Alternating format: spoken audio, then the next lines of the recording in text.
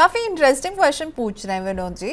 विनोद जी का पोर्टफोलियो नहीं है, वो पूछ रहे हैं कि क्या पोर्टफोलियो में वीकली सिप हो सकता है, क्योंकि जब भी सिप डिडक्शन होता है तब तक मार्केट हाई एनएवी पर चला जाता है। तो ये अगर वीकली सिप करना चाहें, और ये एक बहुत बड़ी डिबेट को यहाँ पर इन्होंने शुरू कर दिया है कि मंथली सिप करें या फिर वीकली सिप करें, क्या आप कौन सी पार्टी में है मोहित, वीकली सिप या मंथली सिप?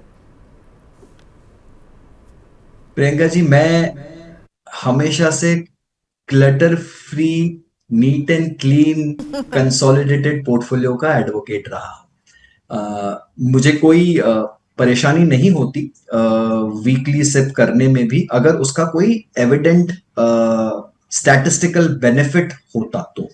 स्टैटिस्टिकली बहुत सारे सर्वेस किए गए हैं, बहुत सारा डेटा निकाला गया है इसके ऊपर में। मेरे पास में पूरी पूरी एसआईपी की रिपोर्ट्स अवेलेबल हैं, जहां पर 20-20 साल का डेटा टेस्ट किया गया है on different schemes at different levels, right. तो इसमें 3-4 तरह के टेस्ट किए गए।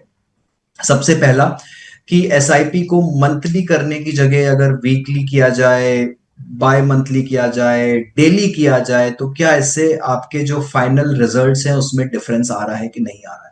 आप मानेंगे नहीं Priyanka, the results for a index SIP were over a 20-year cycle ranged from 14.1% to 14.4% CAGR। यही रेंज थी, दैट्स इट।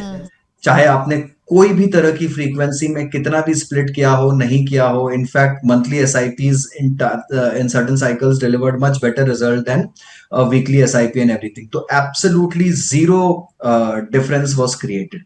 फिर ये भी देखा गया कि क्या कोई अलग दिन पे डालने से आपको फायदा मिलता है, क्या वेडनेसडेज की एसआईपी या फ्राइडेज की एसआईपी या मंडेज की एसआईपी बेटर रहती है। तो उसमें भी यूनिफॉर्म रिजल्ट था, absolutely no difference. In fact, the results varied between 0.1 to 0.2% differential across a 20-year cycle.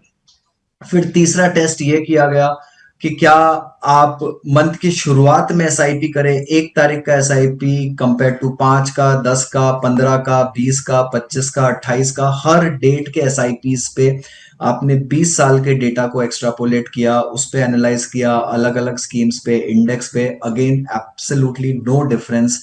14.1 से 14.4 का रेंज रहा है।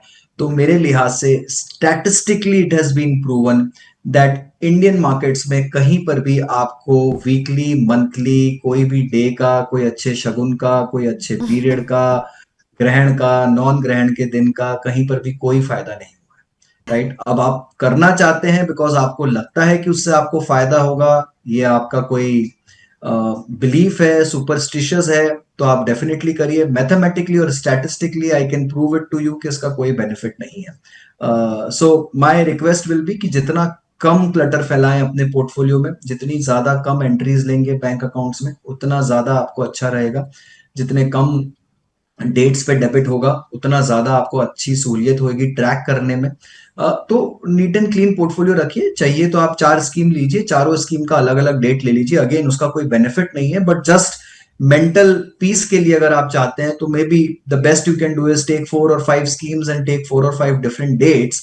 महीने की 5 अलग अलग दिन पे 5 अलग अलग स्कीम, बट उसको आगे ब्रेक करना वीकली में या बाय मंथली में या फोर्टनाइटली में, ऑनेस्टली आई थिंक मैं उससे कहीं पर भी ताल्लुक नहीं रखता हूं। मुझे लगता है बहुत ही क्या बोलते हैं, खुद को परेशान करने वाली स्ट्रेटेजीज हैं और इसका कोई यूसेज नहीं। ओके, तो विनोद जी कोई ज़्यादा फर्क नहीं पड़ता है। मोहित हम दोनों से ज़्यादा पढ़ते हैं, बहुत पढ़ते हैं, बहुत सारी स्टडीज़ पढ़ते हैं। इनके साथ अगर आप बैठेंगे तो आपका ज्ञान जो है बढ़ता है।